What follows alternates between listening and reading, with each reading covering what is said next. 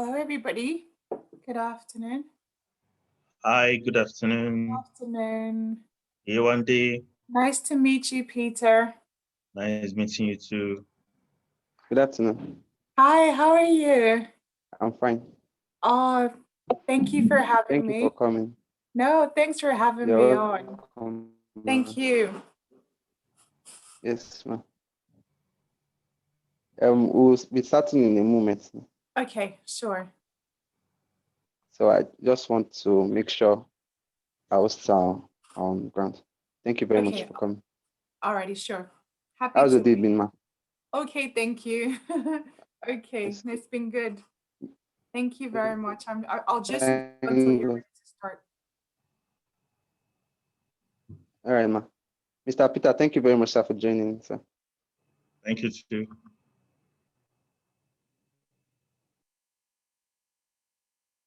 We'll begin shortly. Just give us a few minutes.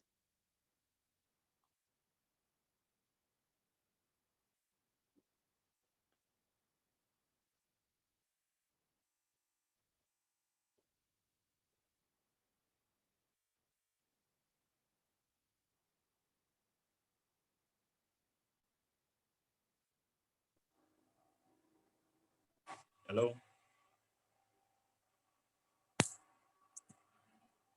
Can you hear me? I can hear. Yeah, I can hear you, sir. Okay. Good afternoon.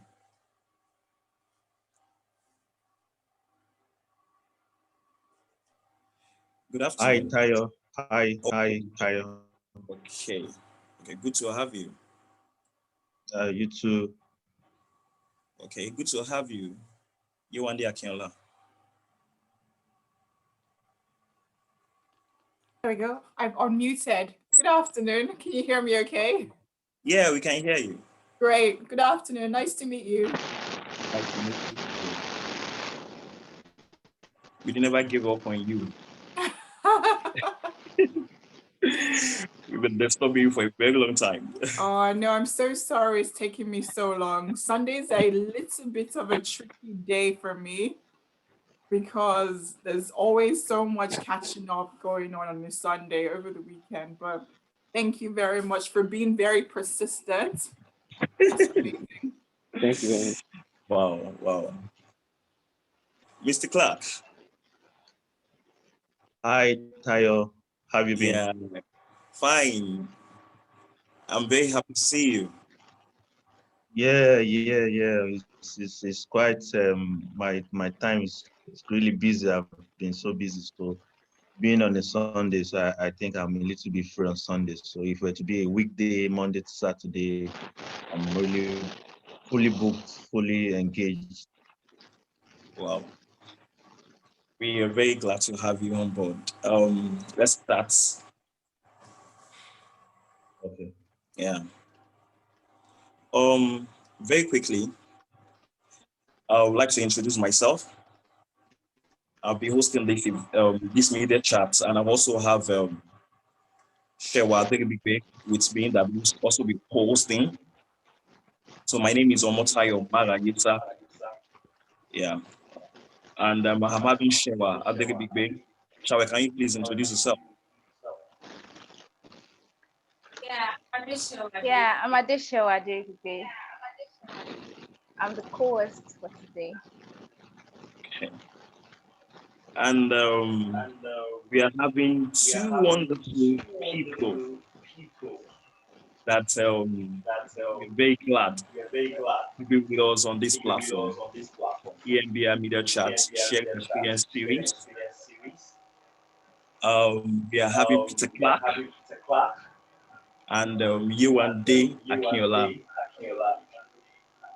On many grounds, I've seen Yewande Akinola trying to teach those that are non Nigerians how to speak his name. I'm how to call his name. Yewande. Am I right? That's very correct. There'll be no excuse for you if you didn't pronounce it properly. That's perfect. Yeah. So let's do a proper introduction of our guest today. So let me start from Mr. Clarke.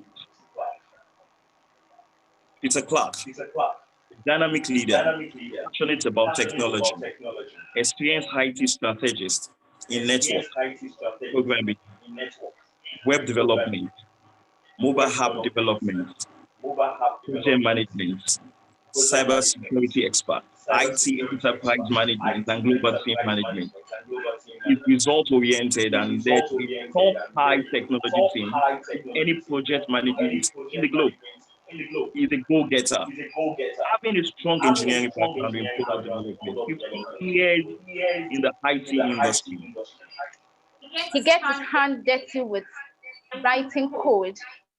C++, ASP.NET, JavaScript, Python, PHP, and Java. Very familiar with DevOps and SaaSops, cloud management, my very heart-to IT world. Experienced in Python and PHP. Also working in Windows environments. Used devices, IBM, JavaScript, Python, a white hacker. Could test and penetrate any work system if given the permission. Experience in CAD technology. Contactless. A raw talent as an IT expert, having both engineering and computer science background, and makes him an experienced IT global dynamic leader. Okay, Mr. Peter Clarke, I'm giving you permission to hack into my phone. Well, he just send you a simple video for you to watch, and that's all. Okay, good to have you on board. Thank you very much. Yeah, let me do a proper introduction of Yewande Akinola. Yewande is a chartered engineer, innovator, and speaker. Her engineering experience includes the design and construction, innovation and manufacture of buildings, and system in the built environment. She has worked projects in the UK, Africa, the Middle East, and East Africa, and has been named the UK Young Woman Engineer of the Year by the Institution of Engineering and Technology. She has been awarded of the Exceptional Achievement. She has been awarded the Association of BEM, Engineers and Association of Consultancy and Engineering. She is a visiting professor at the University of Westminster. She is passionate about STEM communication, has presented engineering programs for television. In the 2020 New Year Honors List. Yewande was awarded an EMB for services to engineering innovation and diversity in STEM. She has recently been appointed in the UK's innovation agency, Innovate UK, Ambassador for Clean Growth and Infrastructure.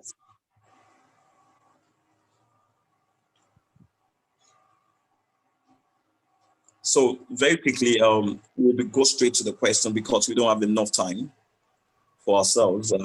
We also put into consideration our guest. Before we do that, we'll be introducing our sponsors, but not in detail. We just mentioned them. Nord Automobile, we want to say a very big thank you to you. And Selassie Travels, kudos to you. You are doing a lot of job with us. Now, very quickly, I'll be starting from Yewande Akinola. I'll be asking questions. We'll be asking questions. Let me start with Shewa. Shewa, what's your take? What question do you have for Yewande? Okay. Now, Yewande, I have this question. Yewande, I have this question for you. In Nigeria, we have young minds with great ideas. Like we have a lot of them here who do not have the opportunity of going out of the country to get their dreams. How do you think they can get these ideas and get them to a finished product? Thank you very much, Shawa. That's a very, very, very good question. And to be honest, it's a question that a lot of people have been asking. You know, I've been asking myself the exact same question because You know, Nigeria is extremely blessed with like the most creative people. Absolutely, you know, exceptional in their understanding, in their approach to hard work, in their dedication.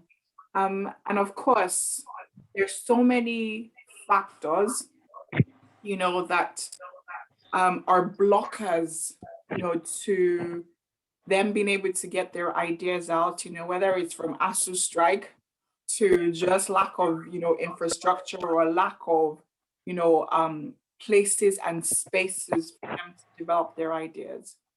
But, you know, having said that, we're also probably the most resilient type of people I have ever come across. In that, you know, we're always looking out for opportunities, we're always connecting the dots, we're always speaking to other people to explore what opportunities are available. So I would say my top tips really, you know, start from getting a group of people together. That's the first thing. If you know you have an idea, the best thing is to put that idea down, right? Because an idea is really only an idea when you can articulate the idea, right? You put the idea down, make it make sense, you know, not just something that you're thinking about, but you do the research. You put the idea down, you state out where you think the idea would bring impact. You state out what your understanding of the process that would be required to get that idea to the next step. You put it all down on paper. So whether it's a PowerPoint presentation or a research paper, that is the best place to start from. And then get like-minded people, you know, whether they are your friends from school or, you know, people that you've come across, network to see if there's somebody who can contribute to the idea. LinkedIn is a good resource for connecting with like-minded people as well. Get the group of people who would be able to bring, you know, and these are people who are like around you, right? You know, get them to come together to talk about the idea and contribute to the progress of the idea. And then what that does is that it starts to shape an idea that you can present to somebody. So if you say, for example, right, okay, there's, you know, there's somebody outside of Nigeria, or maybe somebody in academia in Nigeria, or there's a company in Nigeria that you can then put this proposal to, right? Because you have a solid idea that has been communicated well, you are in a much better position. Now, the other thing is, right, thank God for the internet. The internet is an incredible resource, right? You know, the idea is to then start to use the internet to gather as much knowledge as possible and reach out to the people that you could potentially reach out to. Now, there are other organizations as well. You know, you know, there's hubs in Lagos, for example, innovation hubs in Lagos. You know, there's cafes, like I know there's STEM Cafe, for example, as well in different parts of Nigeria. I would say reaching out to these people in these spaces to be able to say, I've got this idea, I think it can potentially bring impact. Is there anybody you can connect me with, right? Now, the other thing I was going to say very, very quickly is sometimes we think of, you know, the progression of our ideas as being very Western, or as having their place in a very Western setting. But actually, if we look within Africa, right, you know, we look within the West African countries, Ghana, you know, Rwanda is an extremely exciting country to be working in at the moment. You know, one can also start to look for people who are doing incredible things in those countries as well. Okay. The thing about ideas is that you never really have to be so worried about taking them to commercialization. The thing is, you have to take them to a place where you can test them. And sometimes that is just the process of an initial investment into testing the idea for somebody to then come and see that actually this idea works. and they can take it from there. I'll pause there. Okay, that's a very good one. That's a very good one, fantastic one. The question to Mr. Clarke. Yeah. Personally, I've discovered that IT has so much penetrated many industries, most especially financial industries. But we have not seen IT penetrating some other industry like manufacturing in Nigeria, manufacturing, filmmaking, entertainment, let me use filmmaking, and some other industries, so much like it has penetrated financial industry. What's your take on it?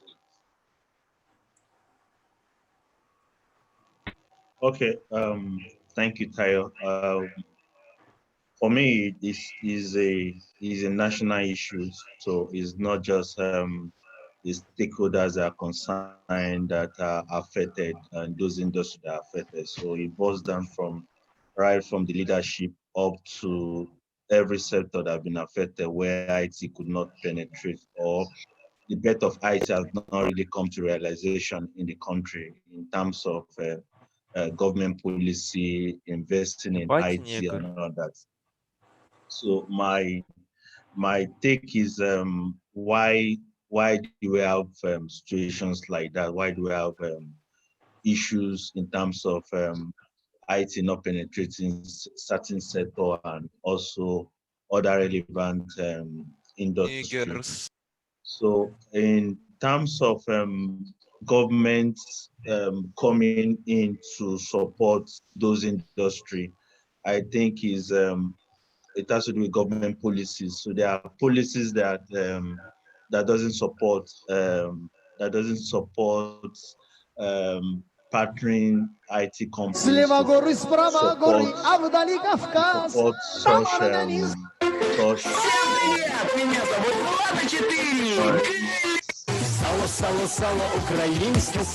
there are some now we move. She flip flops, fucking hit your bitch in massage. This is okay. So if there are government policies that can support all sector in the country, then I see penetration into those areas that have not been fully digitalized in terms of IT supporting those areas. So is a national problem. So in terms of government investing usually into IT, into startup, right now there's no bet of startup as a policy. There's no bet of IT coming in as full-fledged investment or full-fledged sector in the industry. So there are this kind of silos orientation where a government comes in and there's a little bit of IT to support certain sector, and when that government ends its tenure, that policy, that investment is over. So there's no continuity. There's this sort of inconsistency in government policy in terms of supporting startup ideation and bringing up a lot of innovation into the system. So that's why you find out that there are some certain industry or certain sector that is lacking IT relevance. So I would say if is a national problem, it should be solved from the presidency, from the top, where you have those policy being consistent, being deliberate in terms of implementing those policy to support all stakeholders, right from the presidency to every sector, to the medical, to judiciary, to the law enforcement and all that. So if there is this deliberate attempt to really solve that problem, then there will be a breadth of innovation, breadth of IT into all sector, and that we believe IT will be leveraged in all given sector areas. So I think that has to go from that has to come from the government itself and be deliberate in implementing such penetration in all sector. IT coming on board to really take ownership of all sector to support and drive innovation and drive national growth. So if the government is not ready to really put their feet on ground and insist on policy that can drive IT, information technology in all sectors, then I don't see that. I don't see a way for other sectors to really have IT, information technology to support their business or support their areas. So that's really a core issue at this point. So I'll leave it at that point. Okay. Okay. Now I'll be putting the same question to Yewande. We know you are presently in UK, and from the stakeholder perspective, we are major stakeholder, citizens, startups, entrepreneurs, and the rest like that. We are major stakeholders, and we know that there are so many impending factors. But from our own hand, what do you think we can do? Yewande, what do you think? In a little way. Yes. And actually, I think actually, the involvement of the private sector goes a long way, to bringing about the change that needs to happen. Because as we've seen in Nigeria, right, it was the private sector that really drove the revolution, from, our very analog system to a digital system. Right, guys, I think we're being spammed by some people, so we just need to be right. Okay, cool. So, I think recognizing that and owning it is very, very important, for the private sector and the private sector includes, right, organizations, startups, companies that are being scaled up as well, to be very, very, very prominent in that space, right? But the question obviously always is, what is the case for either digitization or bringing technology in or engineering? And it's a very clear answer. You want to improve your productivity.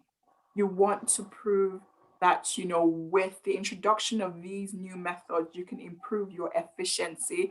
And obviously, it all comes down to borderline equals, improving your profits, right? So I would say, startups, for example, play an incredible role in thinking outside the box. And that's what we've seen with a lot of organizations. You hear of companies that are being bought, over by companies who are starting to come into the African market for like hundreds of millions of dollars. That is not just fluke, right? That is because companies outside Nigeria are seeing that the private sector, right, the great minds we have, the startups have incredible, offerings in Africa and outside Africa. So I would say definitely startups. Startups are in a good place to start to even have conversations with, organizations outside of Nigeria to say, how can we collaborate, right? How can we take this idea from here to here? Companies that are a bit more established, you think of like the Nestles or, I guess whoever the parent company to Nestle and all these big organizations that are, very, very manufacturing based in Nigeria, right? It is for somebody to go into those organizations or those organizations decide that we want to improve on our productivity, right? What methods can we use to improve on our productivity? And if you say to these companies, actually, I can save you X number of, Naira every year, or I can improve your productivity such that you are reaching a bigger market to what you currently are reaching. That is an offering which I don't think any organization would turn down. And the way you make that step change is by using engineering, is by using technology, is by using process improvement, right? For somebody to be able to go in and say, actually, I can see your manufacturing line. I can see that, you lose 2 minutes every single time you manually decide to do something, or you lose 3 minutes every time somebody is trying to move a crate of something from one location to another. How can we use technology and how can we use engineering to ensure that you don't lose those overall 5 minutes, right? Which in turn make sure that you can produce 500 more products that can reach 500 more people, and your shareholders are happy. So it's about finding those opportunities for improvement in our existing system, right? And also using the liberty that startups have. Startups are not constrained at all because they've got free reign to take an idea from X to Z. And using those startups to actually imagine the impossible. All the things that we think that, man, it's going to take a long time to get that into, use those startups as exemplary, that's the right word, exemplary, figures within the, manufacturing industries to show that it's actually possible. Okay, well, that's a very good way to see that. Yeah. Shewa. Yeah, I also have this question for Yewande. You're working on a project. I saw something on the internet, and it says like you're working on a new project, serve water supply. I don't know. Can you throw more light to it and areas where Africa can benefit from this new project? Okay, so a little bit of background. So I started off my career in water supply design, just because, I grew up in Nigeria, water was an issue a lot of times, you'd have to actually, for me, it was either that water would come, we'll store water, or you have to find somewhere to get water. And so I was always very interested in how you are able to provide good quality water, right, for different communities.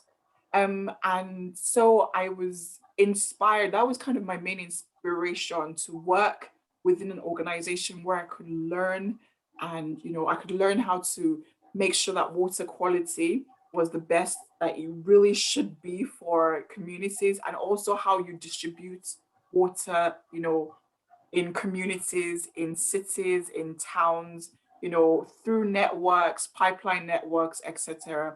And then that kind of, transitioned into water supply in buildings, in high-rise buildings. And actually, water is a very, very, very, very important aspect to our lives, right? So it literally is almost a career choice that you can bank on, because there are lots of people in the world. Every single person in the world needs water supply. And I see it as a big, massive opportunity in Nigeria for somebody who's thinking of career options, because there's still so many places, we in Nigeria, we are very much into our boreholes, but then there are places in Nigeria where you can see the water table is reducing, right, because of the extraction of water. And so the quality of the water is not the best quality, for human consumption. But I still see it as a career opportunity, to be able to come up with solutions that help people have clean water at, decent rates. I know I've worked, on projects in different parts of Africa. I've worked on projects in Asia, but the thing is always to find out what the right solution is for the country you are designing it for, right? So when I worked on a water project in Mozambique, for example, right, it was about finding good water and sanitation for a locality. The water couldn't come from a main distribution company. So what was the solution for that? When I worked in water projects in China, right, my job was literally to find out how water was going to go up 100-story building. Very, very different, or a hotel with lots of water, flowing from one place to another, like, a park with lots of very, very different contexts. And here in the UK, the same thing, very different context, and very different context, obviously, in Nigeria. I don't know if that answers your question, Adisoa, but it's, working out what the different context is and the different responses in terms of design responses to the different places. Does that answer your question? Adeshewa, does it answer your question? Yes. Sorry, I've been calling you Adesua. Sorry, it's Adeshewa. I'm so sorry. I'm so sorry. Such a beautiful name. Sorry. Wow. So now this question to Mr. Clarke. Yeah. How do you think, in the real sense, ICT, beyond empowering people, could expand employability in Nigeria, especially in the public sector? Okay, so thank you, Tayo. Like I said earlier on, that the expansion of IT into every sector and IT being better in Nigeria is really a national issue. And it's not something just private sector can handle. It's something that needs to be collaborated between the government and private sector. So as it is right now, we have humongous issues in the country, and those issues needs to be fixed. And we want to start from the power sector down to the transportation system, down to infrastructure, down to government policies, down also to the judiciary and their ways of handling issues and all that. So it's actually a national issue. So my recommendation or my solutions to this should be that the government should partner with private sector, and it should be a consistent policy in terms of IT being bet into the country as a national bet of innovation to drive development. So it should be a policy that contains a blueprint. So if a blueprint is not designed from where we are right now to where we need to be, there have been some sort of several strategies, several policies, several programs run by the government or previous government. So if you talk about SAP, that was also a structural adjustment program implemented by several governments in the past. Where is the program running to, and where has it bet so far? If you talk about the program, the vision of Vision 2020, it was also a program to bet some sort of national development. But where is Vision 2020 today? And if you talk about what the Jonathan administration did in terms of putting young minds and ideas to support startup. So where are those venture programs to support startups? So it's actually an holistic problem that needs to be looked into from starts of where we are right now and coming up with a plan, a roadmap to deliver on that plan. So if that is not really looked into as a nation, I think we're still going to we're still going to remain where we are, because if you look at the power infrastructure we have today, you can't boast of 24 hours power in a day, and also you can't have a reliable means of transportation. Okay, so if you go to other countries where you have innovation here and there, you find out that there is a lot of investment going on in all sector of betting innovation.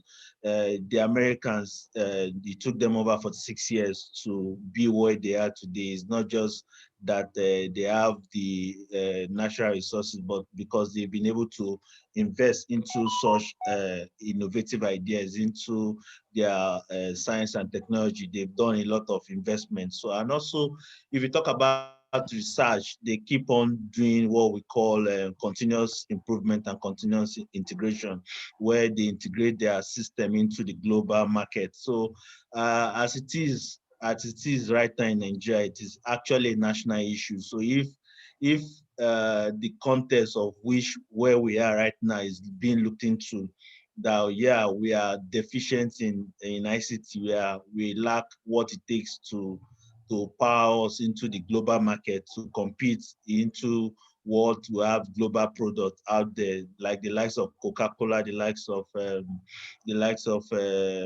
Uber and others. So if you really want to bet a nation that will increase its GDP overnight, you need to really start from making a proper plan, a national plan to bet that innovation. So if we want to have a nation like an infrastructure development like Dubai today, we need to start with a plan. So with that plan, there should be a roadmap.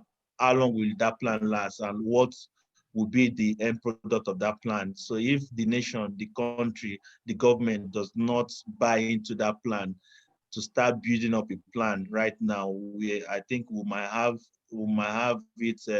still be where we are today, tomorrow as well. So we'll start by creating a plan, a national plan to bet innovation, to bet ICT development across all sectors.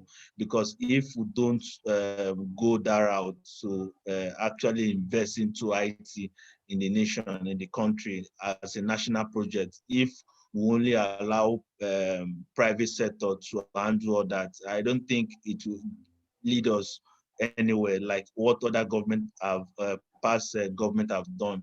And they've tried in order to create several innovative hubs, but where are those hubs today? They don't exist anymore, because if one government supporting, investing in a particular innovating hub, and tomorrow the government does not exist, what happens to that hub? It dies out. So for me, I think the government needs to look at it as a national concern, not just a private sector initiative, but also a collaboration. And there should be a clear communication, a clear lay down blueprint to achieve all this. So if from the start of the idea to the planning, to the execution and implementing the entire project, if that is not holistically looked into, I think we might not be heading anywhere. And also, if at the end product of that plan should be a product that can serve a global market,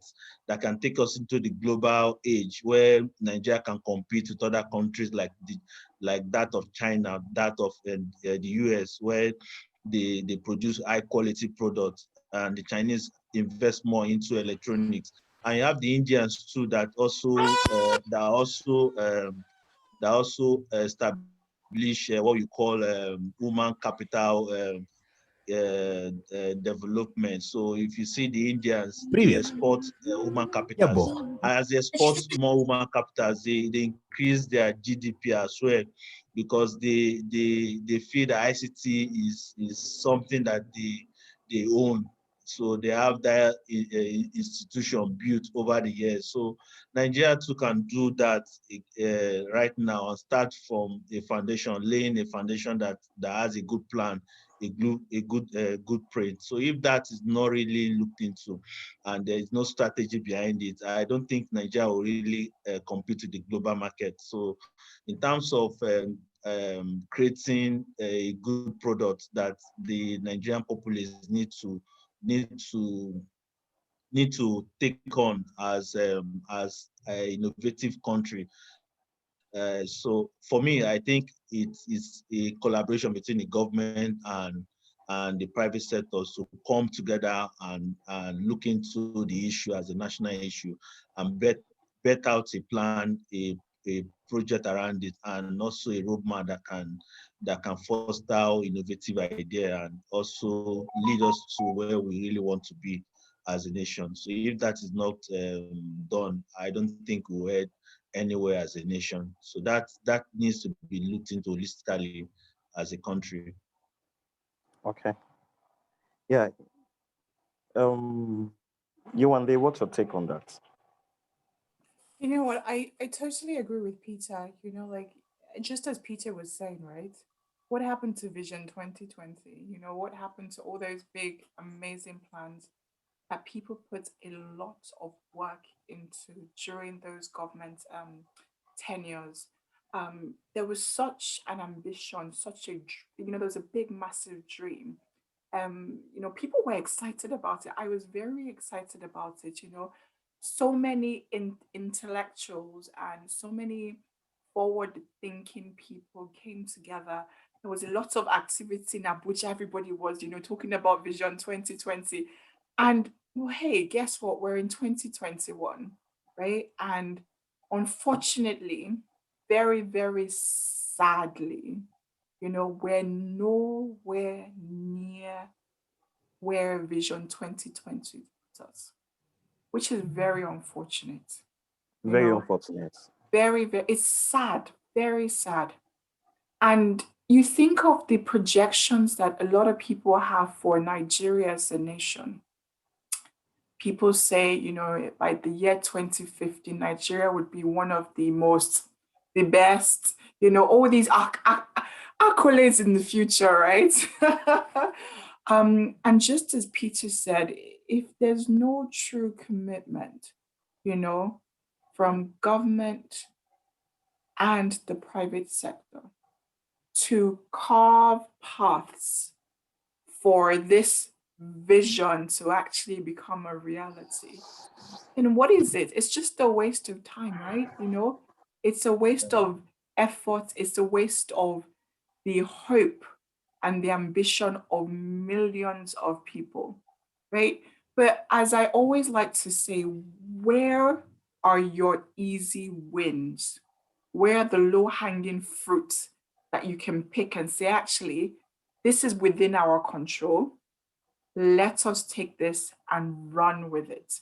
And as we have major setbacks in governance, I would really just employ people to say, just look for the opportunities around you that are within your scope, that are within what you as a person can do, within what your organization can do, right? And hopefully that starts to build up.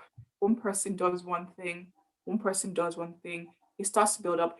It would not be at the scale at which you would see and experience if government and governance was pulling, everybody forward in the right direction.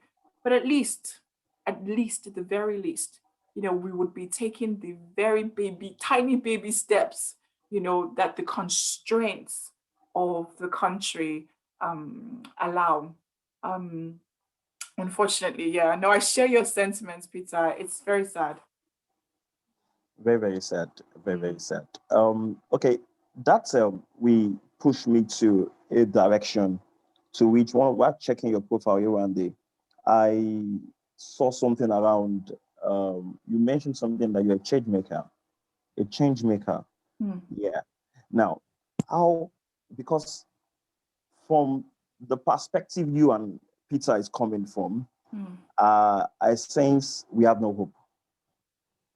Now, but when I remembered change makers, how can we tailor that concept to our environment? You made mention something around within the sphere of our convenience, within the sphere, what can we do within the sphere of our easy way? So how can we tailor that too? Because going back and forth, we are seeing the realities of governance.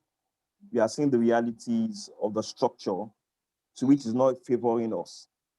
But let's look at change makers. How can we incline it towards our setting so that mindset can be changed? Yeah. Because from my understanding of change makers, I perceive it from understanding of who a leader is, leadership, and not in position, by influence, when you can influence the next person. So tell us a little about what change maker is from your context, from your head, and we can relate it to our end. Thank you. So I love the title change maker, right? Because it's not a comfortable title, like when you say you're a change maker, it's not, in my head, you don't think of somebody who is sitting in comfort. You're thinking of somebody who is against the odds, trying their best to do something, right? And I currently see my role as a change maker under a program that I ran last year and I'm running again this year.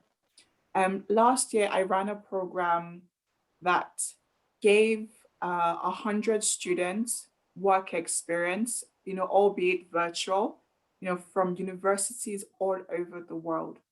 It was free of charge to the students. We had a number of students from Nigeria, actually, from Bayero University, from UI.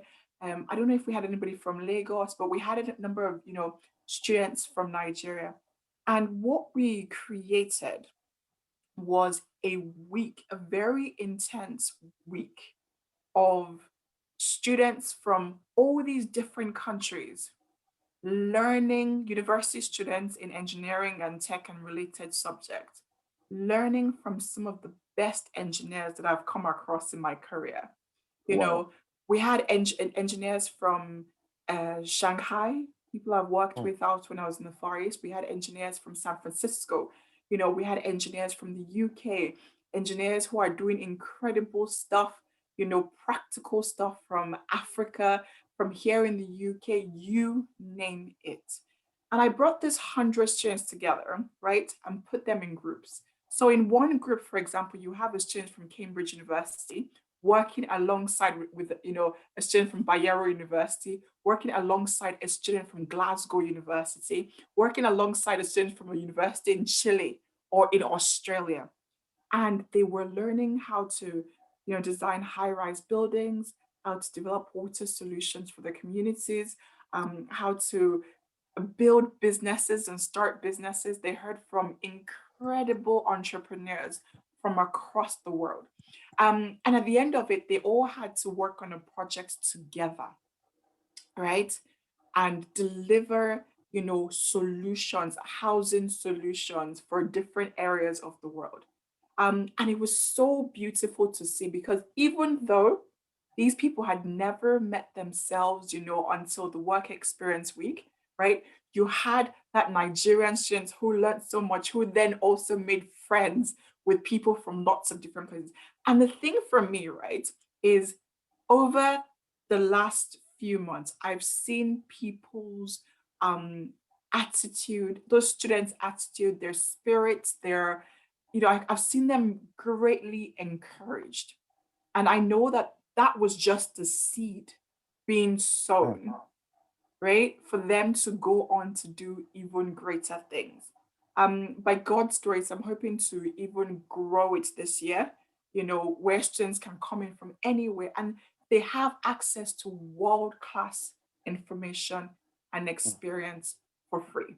And that in a way is my low-hanging fruits, my easy win, because yes, it took a week of my time, and there was so much to do with organizing and getting all the material together, and we're speaking to people on different time zones, and there was lots of coordination, but I know it was a seed being planted, and hopefully if watered properly, for incredible things to happen. And I think the change maker thing is what everybody can do, just really to look within their immediate environment to say, what can I do? Nothing is ever too small. So, Peter, to you now, I don't know what you want to call it again, low-hanging fruits, right? Yeah. So what you can reach without, yes. So for us, Peter, what's your low-hanging fruits for the Nigerian students, young graduates? I know you're working in the space of employment, human resources, and the rest like that, employing tech to do that. So can you share a little bit? Okay, so there are lots of or am I asking questions that I'm not supposed to ask? No. That's awesome. It's okay. I think I can share more light into that. For students that needs to be supported, that needs to get equipped with the digital age. Okay, so there's a lot of opportunities out there if they really need to look for it. And as it is right now, all about work now is remote. You can be in your bedroom and work for any global brand in the in the nation or in the world or in the globe. So for me, I just need to advise them to get little tech devices, as small as a laptop or a phone that can do their work remotely. And there are a lot of opportunity if they can have those little devices to be on the internet and connect. So there's a lot of opportunity. I think learning one or two programming language can also empower them in terms of in a digital age where you have data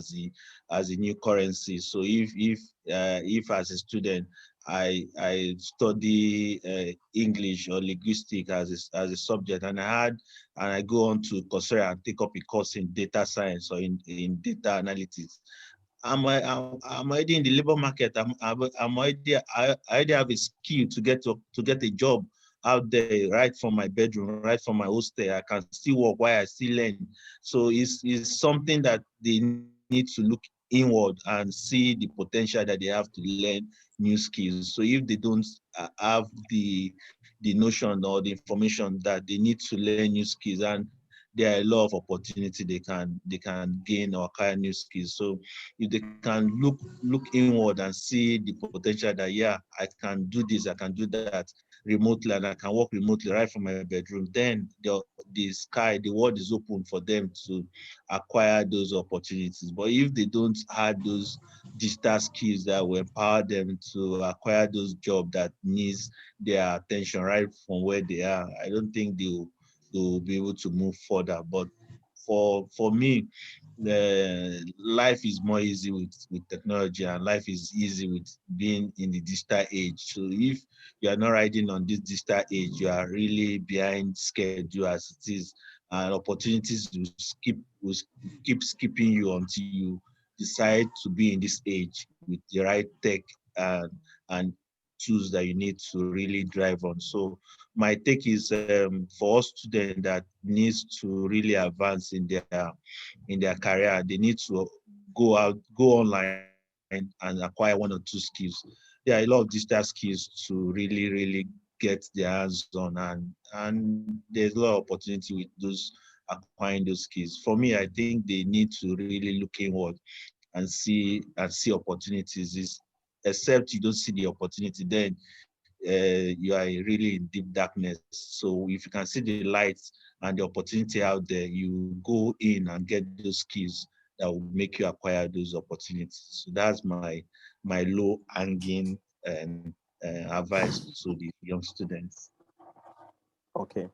Though very soon, immediately we are done with these charts, we'll be pushing some things across to you and Yewande based on some of the projects that we are working on. But to move ahead, I'll be asking Yewande this question. Aside of the reality of the change makers, I saw something very important that we need to put consideration. You had a mentor, and from my own evaluation and from the research of you, I suspected your mom has a very great impact and influence in your life. And you kept on mentioning somebody, David George.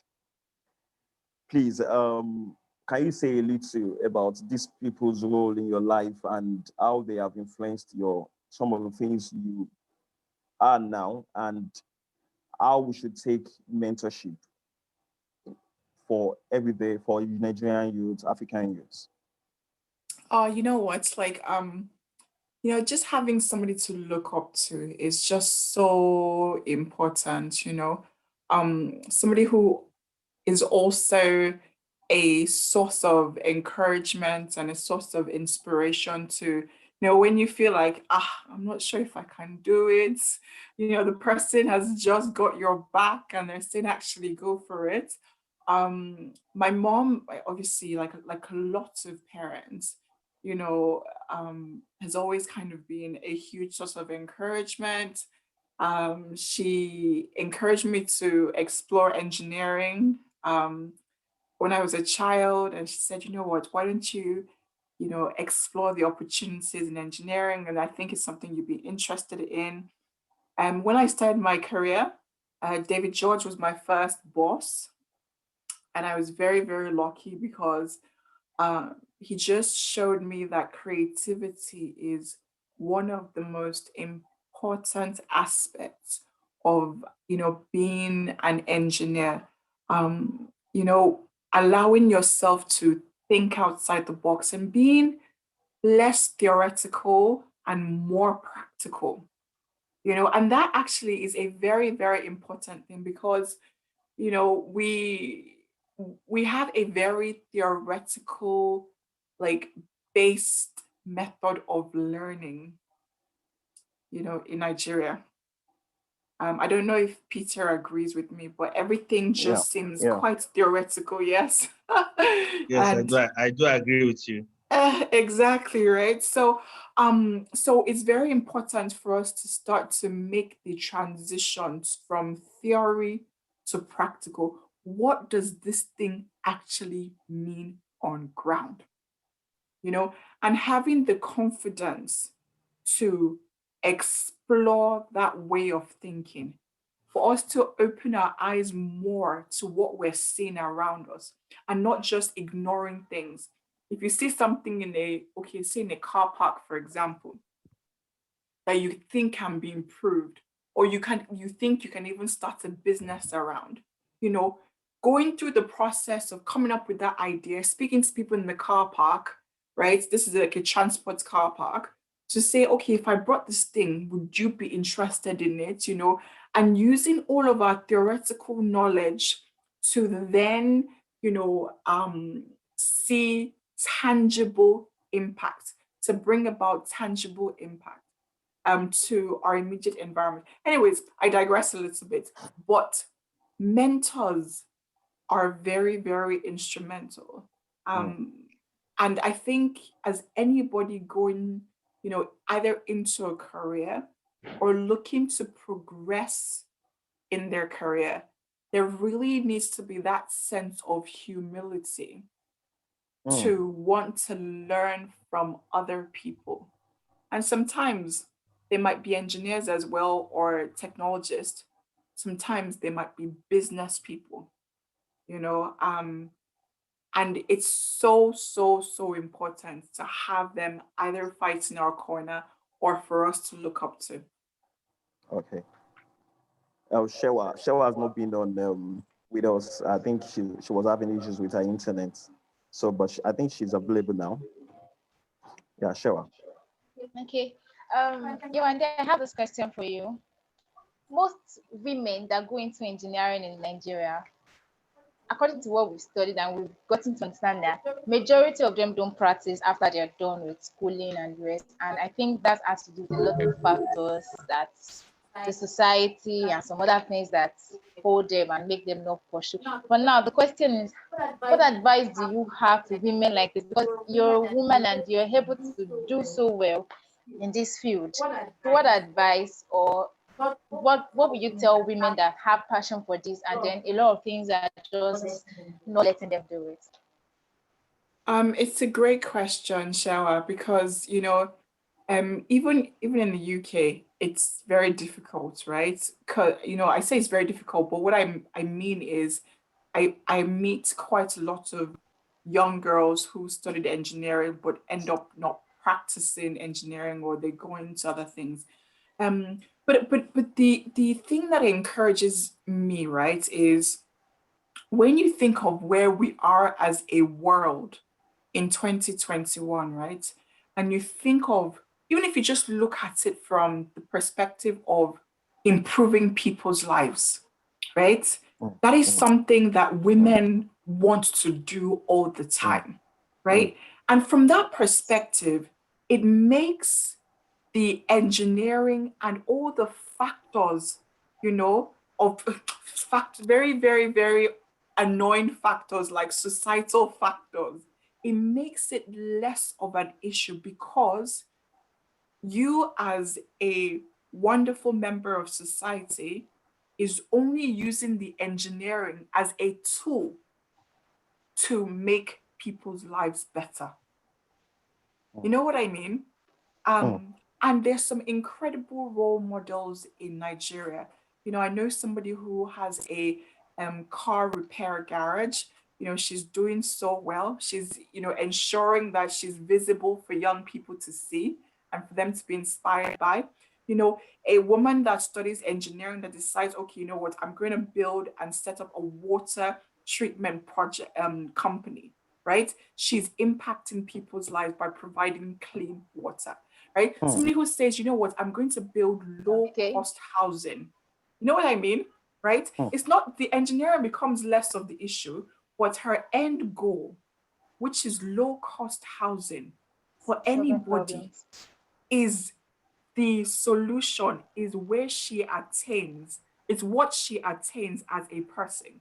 And she's only just using the engineering as a tool to get to that place. So my encouragement would be just use the engineering as a tool. Yes, people will come and say, what are you even doing here? I beg you, woman, just move yourself away. But actually, if your eyes are pretty much focused on, you know what, I want to empower 50 other women to be able to live in their own homes. They might not be big homes, but it will be a roof over their head. And we're going to use sustainable materials. We're going to use local skills. We're going to use readily available, finishing material.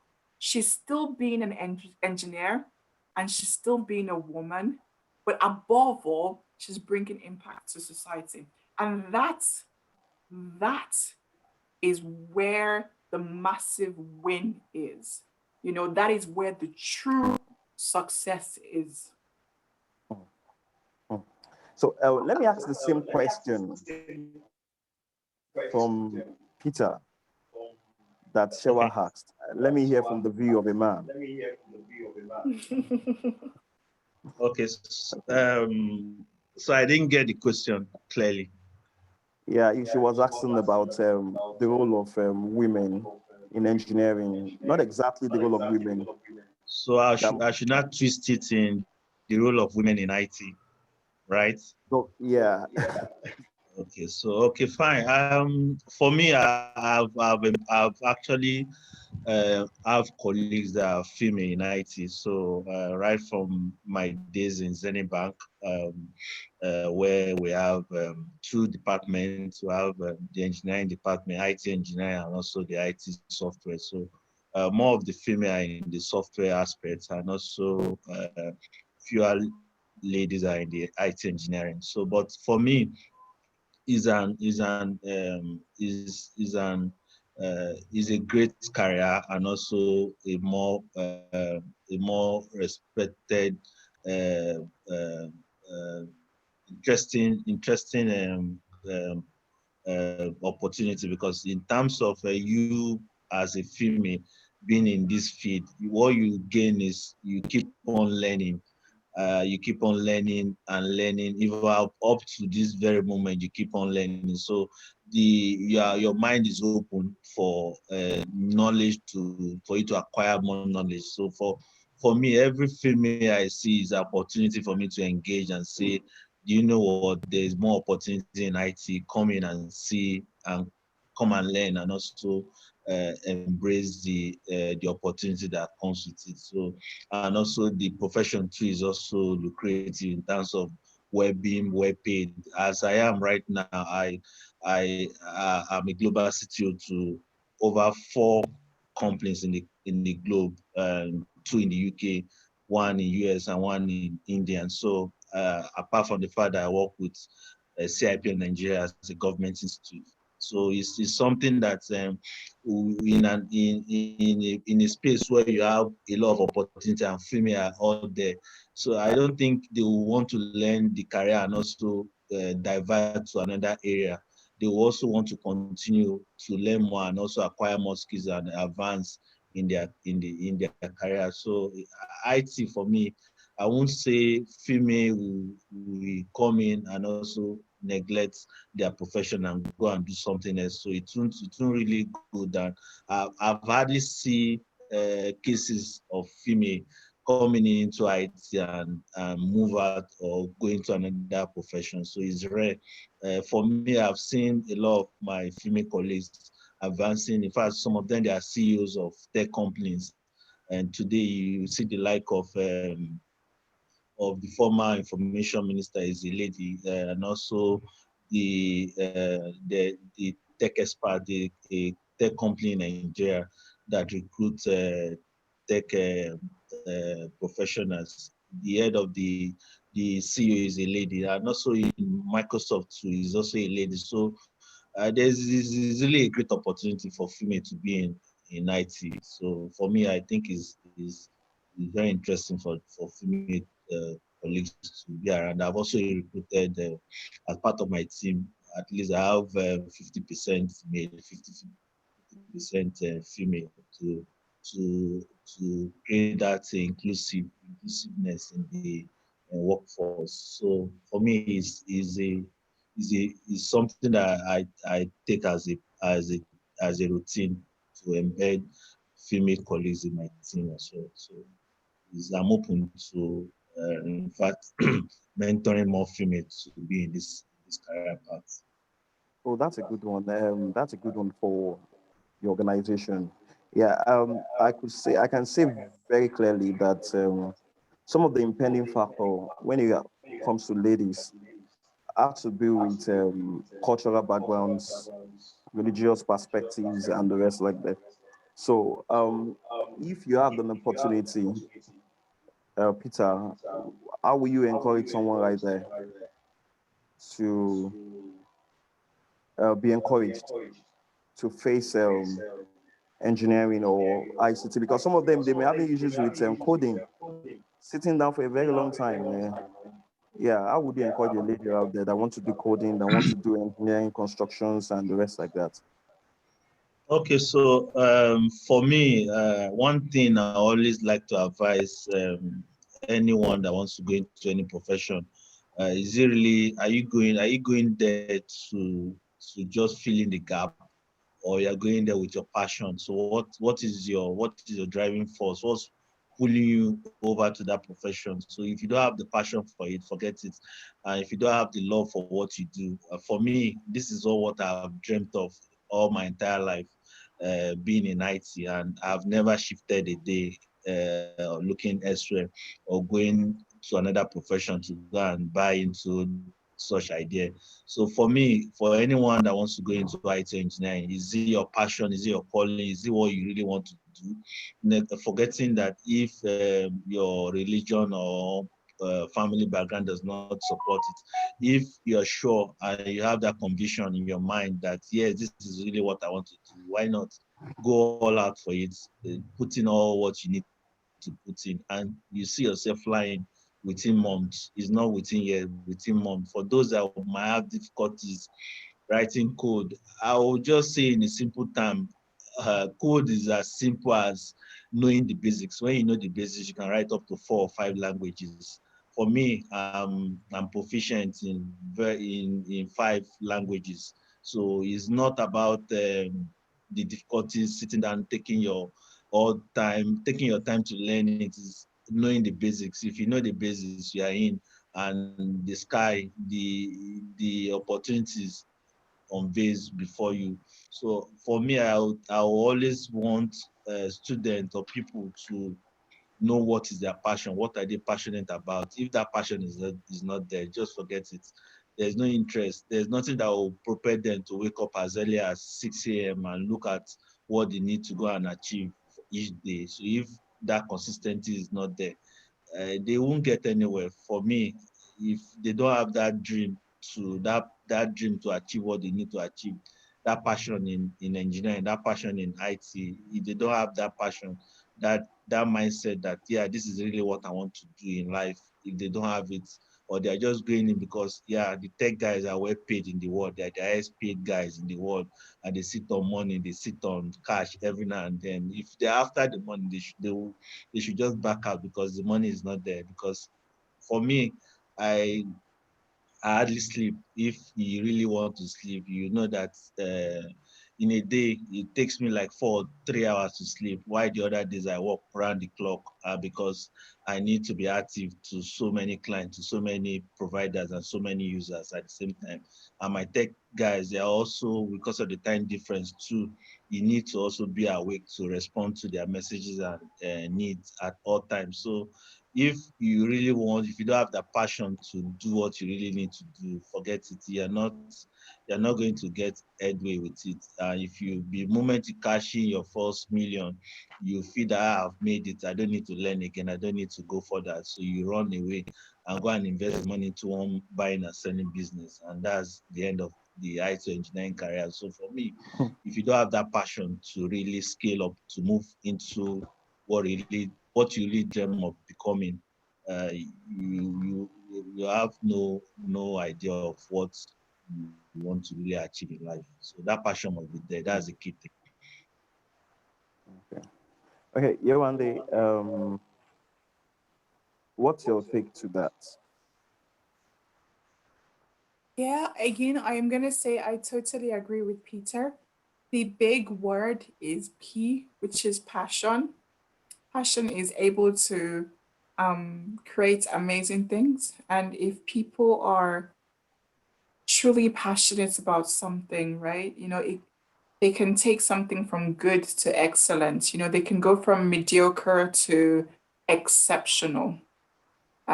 So I would, just as Peter said, encourage people to find what they're passionate about. And sometimes it's hard to find what you're passionate about, especially if you're passionate about a lot of things. But actually, the more time, just as Peter said, the more time you spend on, all these different things, the clearer you would, the better your clarity would be in terms of finding out what you're passionate about. But then the big factor, and you can't compromise on it at all, is hard work. And Peter is successful because he works hard, and that's it. If you are going to have sustained success, not just okay, you're successful for today, and then the next day you're not. If you're going to have sustained and consistent success, you have to put the work in. You have to work the hours. So yes, passion, hard work, dedication, and obviously a plan and vision. Okay. Yeah. I think Shawa have a question for you. Okay, I have a question, and that's for you, Andy. In the course of you pursuing your dreams of becoming an engineer, what were the roadblocks you encountered? Oh gosh. And Oh, finish your question. Sorry, I cut you short. okay. And I want you to be able to advise those that are coming behind you on how to be able to avoid those roadblocks you encounter and the mistakes you made as well. Okay, I'm gonna try to summarize it because we haven't got much time left, and I can go on for ages, describing some of the challenges.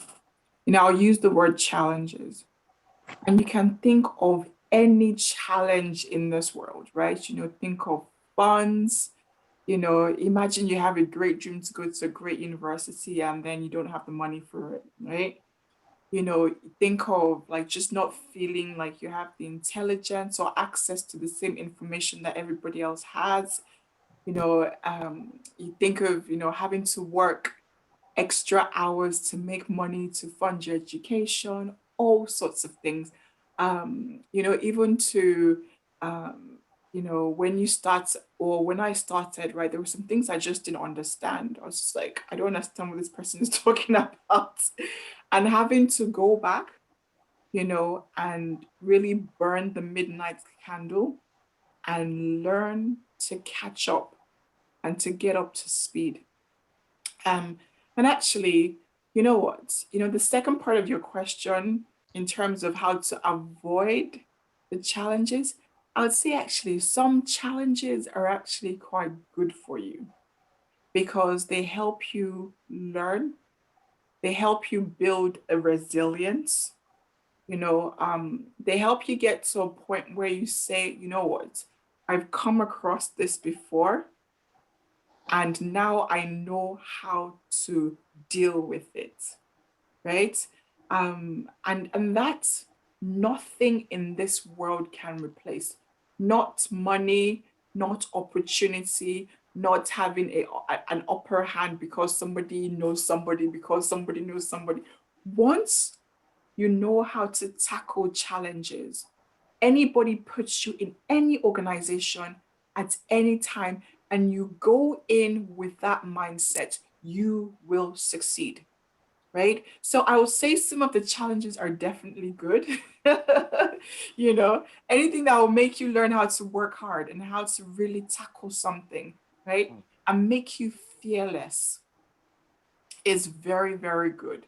Because again, right, challenges come with fear. And if you are fearful, right, you succumb to the challenge in itself, right? Being fearless is being victorious because you're like, you know what? I'm gonna just go for this thing, irrespective of what it is. I would say, a few things to avoid, you know, um, anything uh, that would be in opposition to your integrity as a person, avoid it. You know, Anything that is kona, as we say in Nigeria, like, kona, just run away from it because in this life, right, you know, there are no real shortcuts. That's the truth. You know, if you are doing something kona, you are not exploring the full potential of that thing, and you are missing out on the full reward that thing brings you. So I'll say anything again that's dishonest, avoid it because it will find a way to come and bite you back. Right. Catch up. So honesty, hard work, clarity, and the one that I think has been so wonderful is, just learning to be kind and kind-hearted. I know in a lot of organizations they say, oh, you know what, you have to be a tough person and you have to be mean and you have to make sure that people can't get to you. Well, actually, every time I've tried that in organizations, it doesn't work for me as a person. It's against who I am. So I've learned along the way to be just myself. And with that comes kindness. It brings empathy as well. And the thing is that you will meet people who are kind. They will create opportunities for you because they speak the same language as you, which is kindness. They speak the same language as you, which is empathy, right? And you would have opportunities. You think of some of the big people in this world, even you think of people like Bill Gates, you think of people like, they are not mean people, they're kind people. You think of Oprah, they are kind in their core. It's only middle management sometimes that, you get the impression that you have to be like really tough and really mean and really horrible to people. But actually, people at the top are kind people and they accept people and they know that you have to be kind and welcoming to get the most out of the people who work for you. Those would be my top tips. Wow. Wow. Wow. So let me ask Peter, what's your 5-year plan for Nigeria and Africa as a whole? And your 10-year Wow. plan for That's Nigeria and Africa? that's spelling the next big plan for Nigeria. So I will say, okay, in the next 5 years, I want to be the information minister of in Nigeria. So Wow. that's one of my plans, to go into government full time and support the development of IT. So that was one of my biggest dreams.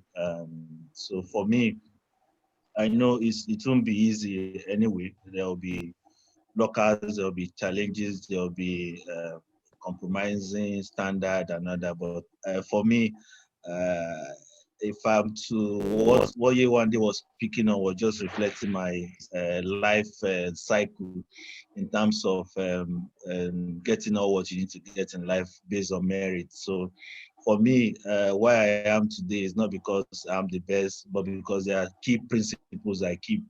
One key thing is integrity. So at this point, you sit on top secret information, but yet those information sit with you. It doesn't go to the next door.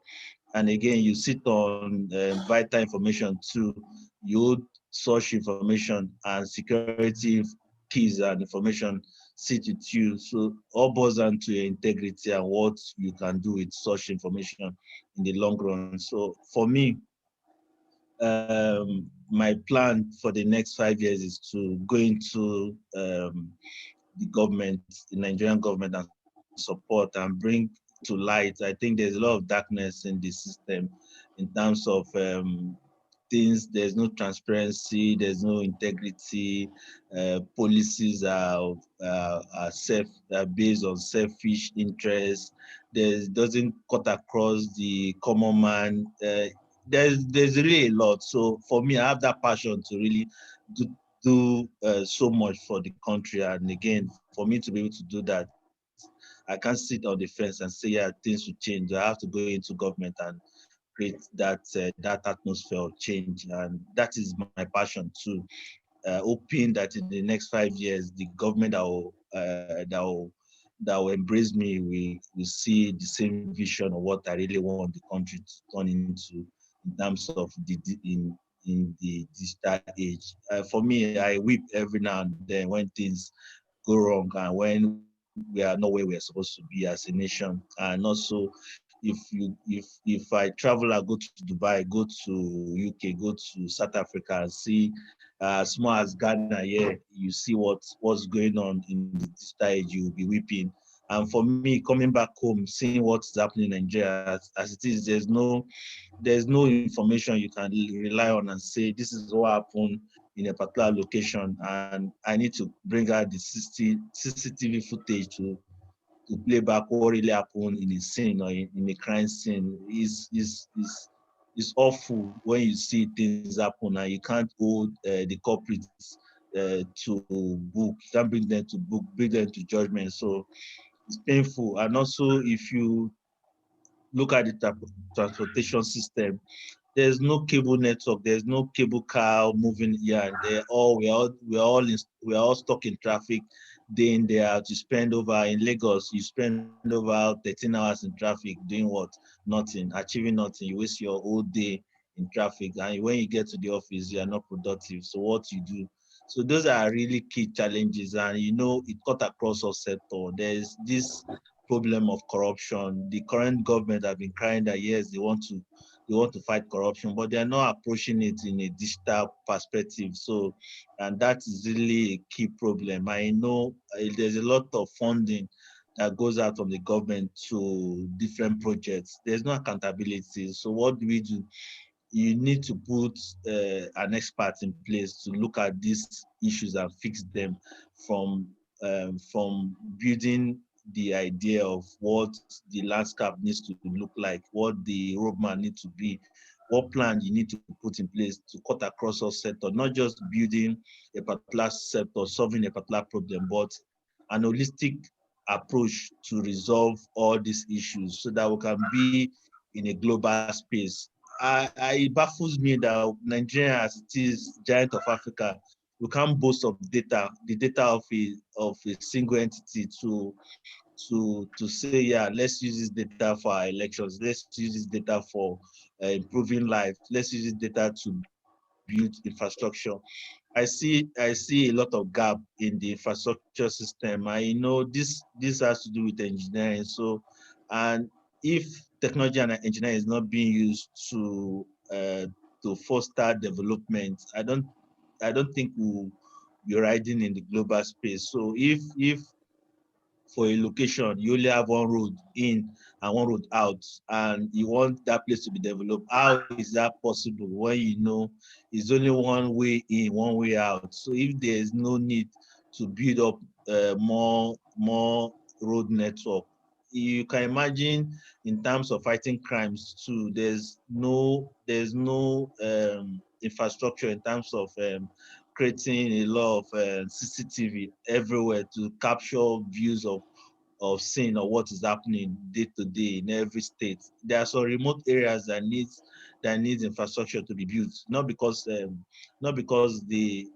don't need it. They need it because at that location they are supporting the government in terms of in their rural agricultural cultivation. So they need infrastructure to support their need over there too. They need constant power. They need good water. They need good, steady mechanism to support their farming. So when those infrastructure are not there, what do? They go back to their one way life. They wake up in the morning, hope that things will get better, and yet nothing happens.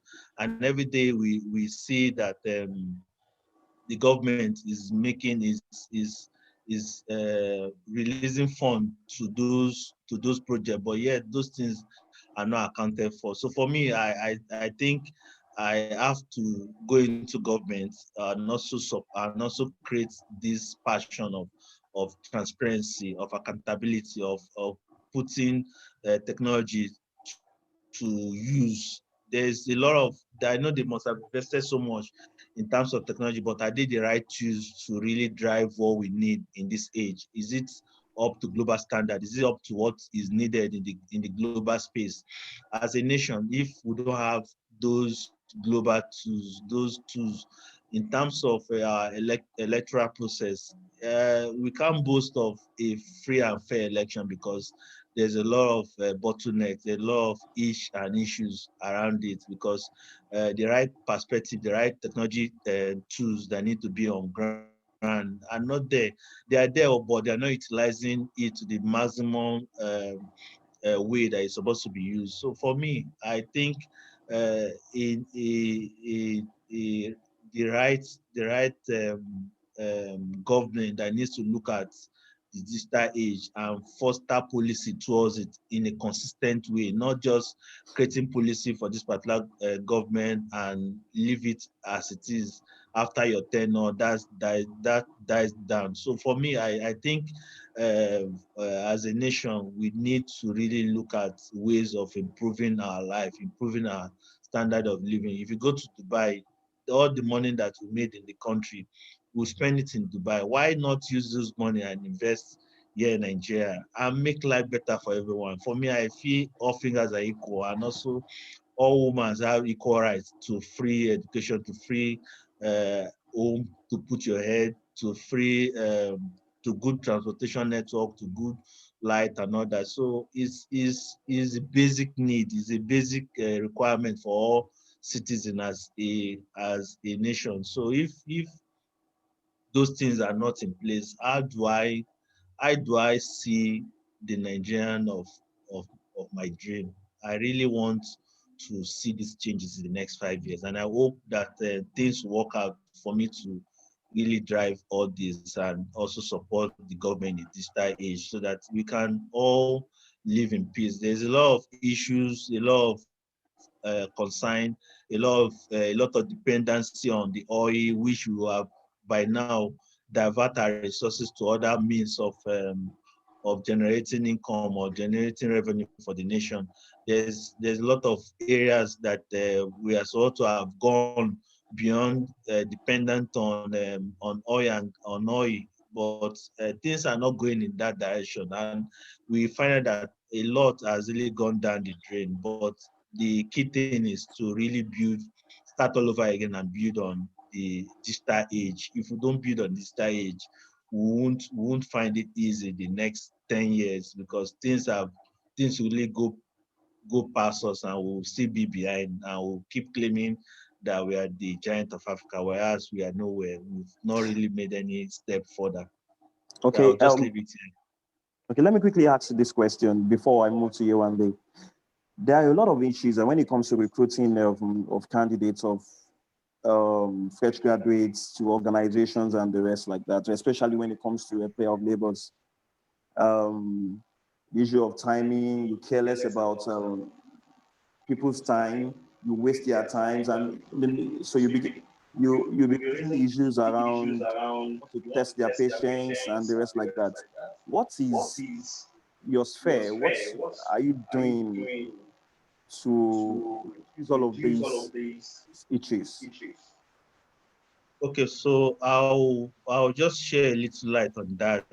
Based on what I'm actually doing in the institute is to drive digital transformation across HR professionals in the country. So all that are because there's no governance, no proper governance, and that is why tech is in need right now. That's the reason why I was onboarded into this institute as to drive all that. So in terms of what we call malpractice, HR malpractice, in terms of abusing human resource and the profession. So all that needs to be put in place in terms of digitalizing their approach, their method, their responses, and also ways of reporting issues as it is in terms of assuming to come to for your interview and you abuse or rubbish or throw down my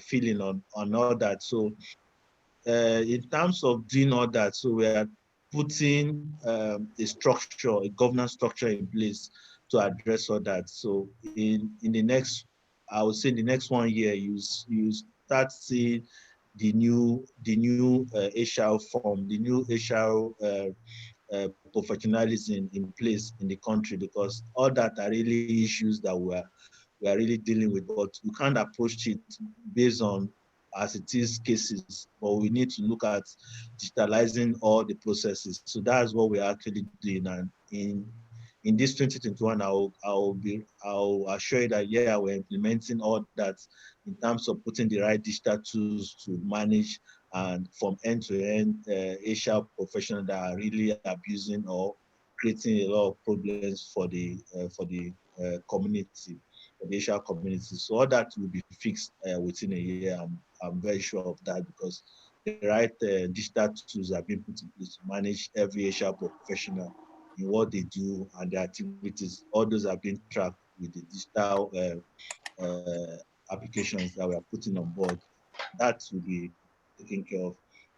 And also, I just want to share, apart from having the bad HR practitioners in this space, we also have good practitioners too that have been to interviews in my current place of work. And yeah, the feeling of being at home when you are invited for an interview and you're given a lunch without even going for an interview. So it's more about the mindset, more about what is the human feeling, the art is saying.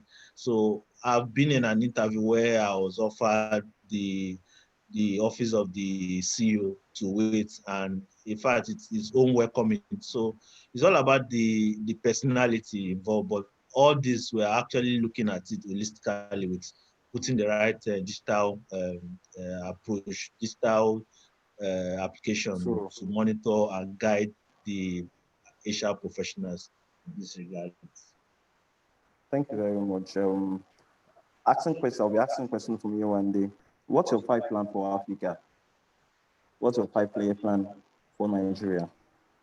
Okay, I'm going to answer that question very briefly because unfortunately I have to run. I have to jump off the call, so I'll make it very, very brief. I still have something to tell you before you run. Okay. Okay. All right, to hit me with it. Tell me what you want to tell me. Okay, no, it's within the cabinet of EMBI. So when we are going to wrap up this section, and we'll tell you that, we'll give you that information. Okay, alrighties. So to be honest, right, I can't say that I have a 5-year plan for Nigeria or Africa. I can't say that because I've always gone with the approach of if I see an opportunity pop up, I'll take it. And that's kind of how I've worked, over the last few years, because, every so often, I will get approached to work on something. And I always have to be very careful in terms of, the commitment from the party that's approaching me to work on the project. Right. So the thing I always go with is if I'm being approached and I see that there is a big, clear vision, to do something good, they can be assured that they have 100% of my support, right? And that I find more effective. In terms of what I'm currently doing from the UK, I'm part of the Royal Academy's Africa Catalyst program, which is an incredible program that has sponsored, and granted millions of pounds to institutions across Africa. And I've been working as part of the committee for probably just over 4 years now. And there have been projects in Nigeria all centered around building the capacity of engineering institutions to then provide a continuous professional development to students and engineering professionals, and also working with young students to be able to give them an understanding of what the career is, to even just providing a lot of learning material that the members of the engineering institutions. So we've worked with the Nigerian Institute of Mechanical Engineers in Nigeria. We've worked with APWEM as well, which is the Professional Women in Engineering for Nigeria. We've worked with organizations in Ghana, Sierra Leone, Rwanda, South Africa. I'm trying to think if Liberia, but maybe not Liberia. Uganda, definitely Uganda. And all I've Ethiopia, and from 2016, I think I've been to Addis, I've been to Rwanda as well.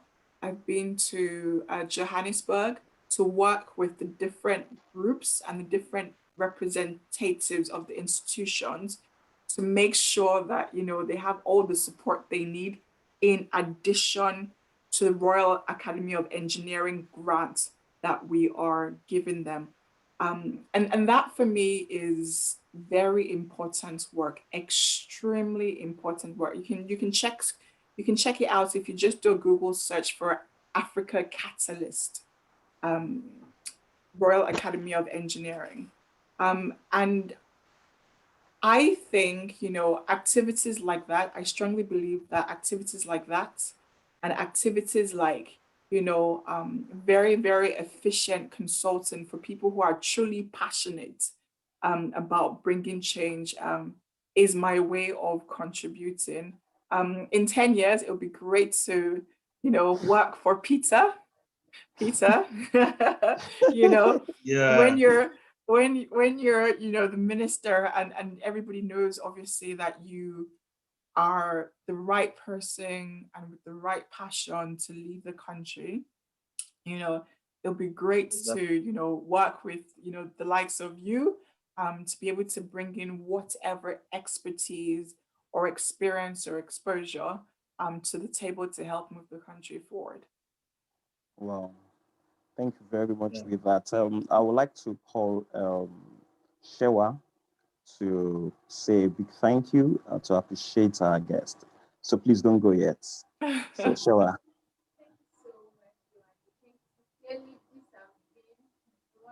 section as a pieces where I really like I would. Shall I can't hear you. They can't hear you. They can't hear you, Shewa. Okay, can you hear me? Okay, thank you, thank you. Okay, thank you, thank you. I think you can hear me now, right? Thanks so much for this section. That's been an educative one, and I would have missed a lot if I was not in this section. Thank you so much, Mr. Peter. Yewande, thank you. Thank you. Thank you. Okay. Thank you. Please, I would like to say that every participant available, we want to appreciate you so much. Really appreciate your time. I know you would want to, we have a question. You can drop your question. We'll just put it in there via mail and we'll get across to you. Yeah, Mr. Marshall, Festus, we really appreciate you. But you can go now. So Shewa and Onolapo should wait for just 5 minutes. Within 5 minutes, we're done with Mr. Clarke and Yewande. Thank you very much. Thank you, Onolapo, as well for your persistence and all the emails and apologies, for me, or from me, where I've delayed in getting a response back to you. But I'm really grateful for your persistence and I know that, there'll be opportunity to do some stuff together with you also, Tayo, in the future. So thank you very much. Shower. Thank you, ma. Nice to meet you. Don't go yet. Don't go yet. No? Okay. No, All please, right. please don't go yet. Thank you, Okay. Yewande. Thank you, Mr. Peter Omotayo. Yeah. Thank you very much. I can't see you again. Thank you. Thank you, Festus. Thank you. Thank you, Festus. Thank you, everyone. Thank you, everyone. Yes. Thank you, Mr. Peter, are you Masha. there?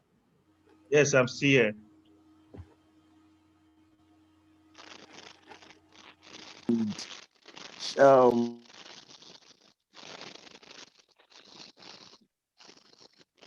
Onolapo. Yes, I'm here. Somebody stop the video.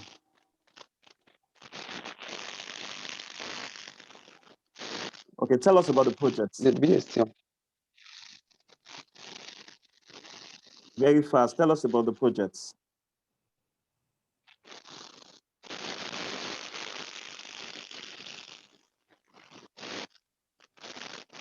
Hello? Yes, we can hear you.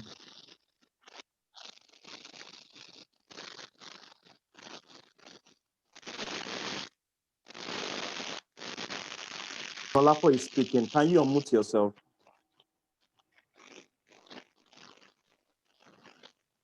All right. Okay. One of the projects that we were working on is the EMBI Tech Engine. Okay.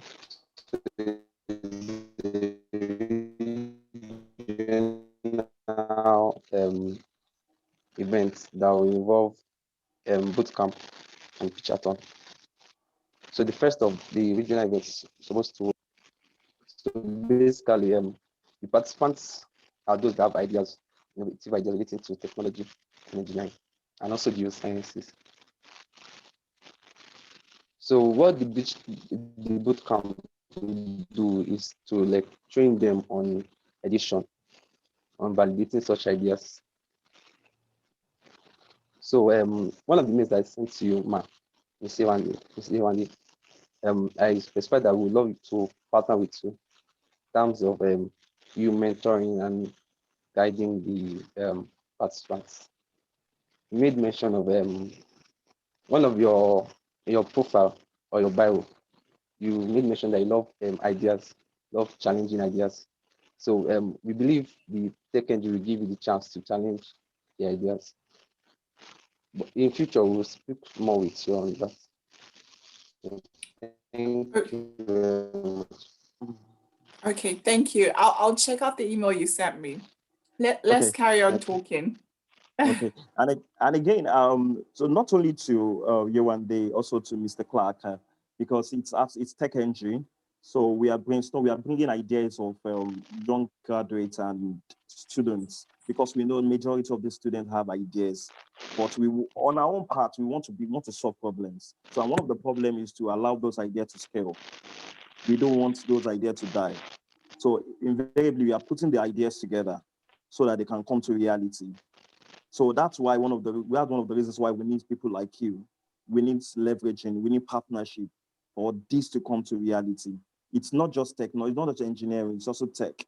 How can tech power engineering? How can some of those ideas come to reality? We have been to Unilag, we've had ideas, crazy ideas, wonderful ideas that can, but many a times, as you said, Peter, government policies and there, but on our own part, we want to make solution. As you said also, let us create our own hanging fruits.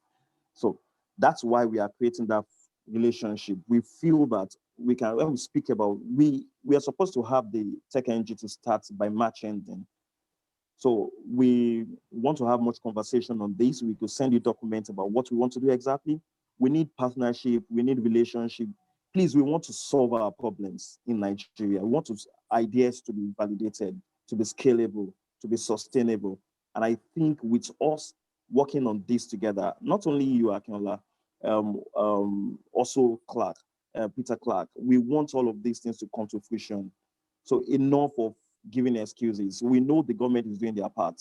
They are doing their part, but we also want to do our part. We don't want the impeding factors to affect us, but we want to do our own part. So that's why we are having this conversation with you. Okay, thanks very much for that. Yeah. Thank you. Yeah. So is Alrighty. it possible you to send your details, even Mr. Clarke, to Nolakbo, so we can Okay. chat on WhatsApp and the rest? All right. Okay. Alrighty. Yeah. So, Okay. so Yeah. I can Mr. share Clarke. my phone number. All right. I really have to run, Thank so you. but I've made a note of that. Thank you. Okay. Thank you All very right. much. Okay. much. Bye, Yeah. everybody. Bye. Bye. Yeah. Yeah. Bye, So, please, Yewande. Bye, yeah. bye, Peter. Bye. We'll connect. All Yeah. right. Sure. Yeah. So, Peter, Okay, you wanted so to say that's something? that's my WhatsApp number. So can send me Okay. message on the line. Okay. I will do that. I will And do that. you need my email. Let me share with you my email address. Okay. I will appreciate that. Very soon, we'll be having a stakeholder engagement meeting, and we are bringing stakeholders that can foster, that can bring all of these things to reality. If you know anybody that we can talk to, anybody you can speak to on our behalf, engineering, manufacturing companies that we can bring together, all the stakeholder governments that we can talk to for us to have a conversation in solving this problem. We are supposed to have it, I think, second or third week in February. So please, we want to work, we want to make this thing, we want to make it a reality. Okay, Tayo, Yeah. can I just give you an advice? Okay. Okay, so can you compare what they do outside the country? What the tech valley, Silicon Valley do in the US, Okay. and also compare with what you want to do and Okay. get the right requirements so that you don't miss out. And Okay. also, by the time you start approaching partners here in Nigeria, there are some legal entities and legal stuff you need to have as background too. All those things you need to cover up those requirements. So that's my Okay. keen advice to you. Okay. Okay. If you want Okay. to do all this, do it on a global scale, standard Okay. approach. So I really don't like. I like something that has to be excellent, something that has to be hard work for, and like I said, is something I buy into. But if it's not up to standard, not up to global requirements, it doesn't really go well with me. So that's Okay. my principle. So I also advise you Okay. to do your homework, do your Okay. findings, come up with the right requirements, what and what you need, come up with a plan from start to finish. If you can put up all this in a project plan and say, Okay. day one, this is what I'm doing, day two, this is what I'm doing, and also a plan of where you are now and where you are going to. Compare with other venture Benchmark it with other. part. Yes, yeah. So those are the key things. What do they do to start to support startup? What do they do to support great ideas? how does the innovation hub runs. So all those things you need to get a detailed presentation and all that and have those information. That's my advice to you. So don't just start getting the pieces along the way. If you get pieces along the way, you'll be discouraged. I won't lie to you. So and again, you might be hit with a piece that might not fit into what you're doing, and that might make you back out. So, but if you can gather enough information, you can gather now and run with it. Any other pieces that come on the way, you can fit it into it. So based on what you might not expect. But for me, my advice is gather enough information you need to gather now and brainstorm. Do a lot of brainstorming.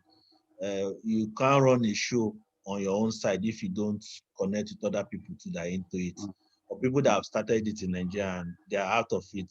There are a lot of addition hub that started. In fact, the one in Yaba is even shut down. So if you can brainstorm, I think so. Yeah, most of them they are shut down right now. So you can also connect with them, find out what they did wrong, what they did right, how, what, and where they missed it. So that will also foster you to ride on that and will get you far further than where they ended. So that's just my little advice. But I'm open to support you guys on anything you want to do. Thank you very much. Thanks for the advice. I really appreciate it. We will get back to you. We're going to develop a project plan, or we already have a plan, but based on some of the things that you mentioned, so we'll work on them. We already have a detailed plan, activity one, activity two, but we'll work on what are the things you have said. Thank you very much, Peter. No problem. Yeah. All right. Welcome. Yeah. On Thank you, guys. Thank you for having me. Yeah. Thank you, sir. Yep. Thank you. Welcome. Yeah. So Onolapo. Sir. Alpha, what do we do now?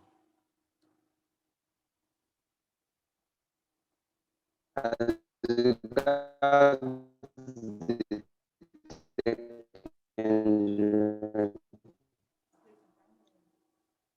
can't hear you. It's breaking. Hello? Hello, I can hear you now. Okay. Yeah, I said as regards the tech engine. Yeah. We could work on what he suggested. Okay. What about the network? Network and mentorship campaign. Yeah. Okay, anyway, We'll work on that separately. Okay. Are you still available? Okay. Me? Yeah. Or today is your last day? Answer sincerely. Don't be emotional about it. This supposed to be my last day. Better down. Today is supposed to be my last day. Okay. I can't hear you. Today is the last day. Okay, no problem. No problem. Although I would like to work on the series video. Okay, series. EMBI series. Hello? I don't understand. Yeah, today is my last day. So you said you would like to work on the series. Work on the series videos. You mean the monthly series? Yeah, the videos. The monthly series. Today's I think the video dividing them into pieces. I don't understand. Hello. On his video editing. No, Sir. To work on editing series video. Or what? Yes. Yes. You want to edit the video? Yeah, I'll edit them. Okay, you now know how to edit. I can learn it. Okay, no problem. So I'll get back to you as we get that. Yeah. Thank you very much. Okay, sir. Yeah. Yeah.